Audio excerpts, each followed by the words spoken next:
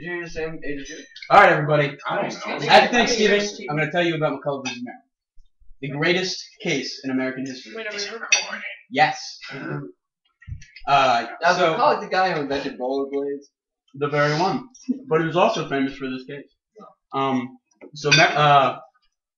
The nation established the Second National Bank.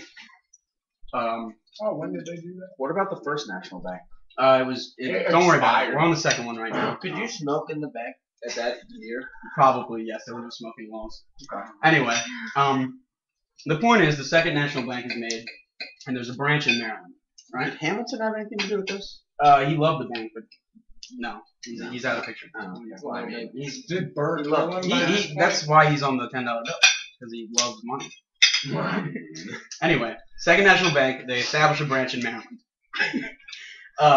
Maryland doesn't like it, and they're like, actually a bunch of states didn't like it, but Maryland was, so all of the states that didn't like it imposed taxes on the National Bank, saying, we, as states, have the right to tax the bank.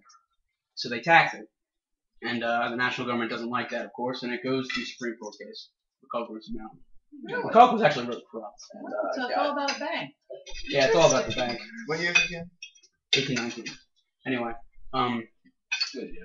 so it goes to the Supreme Great Court, year. and the Honorable John Marshall, John Marshall. the Great, decides this case. And the national government decides that they are allowed to do this by the necessary and proper clause. Do what? Supreme Court. Well, no. That was their defense. That's what they said. It's necessary and proper, so we are allowed to have this bank. My question is, isn't that their fallback excuse? Like, don't they just use that for everything? Like, I feel like they could have more originality here. Not yet. This is this is early on. This is when it's getting like with hindsight that makes sense, but as of now, not so much. Anyway, I mean, hindsight is 20/20. So the Supreme Court decides. Hindsight. I bear that hindsight.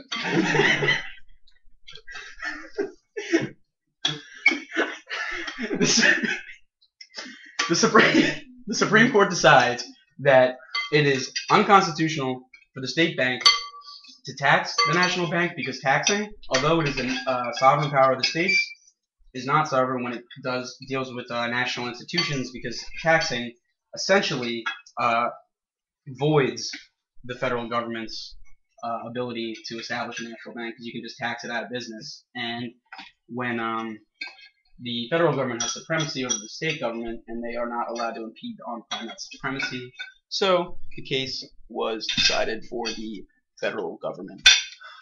Also, they decided that the bank was allowed because of the 5 hours, because it was necessary for stuff to happen. Anyway, that's about it. Are we all fine? What? That's great. Thank you. Yeah, good job.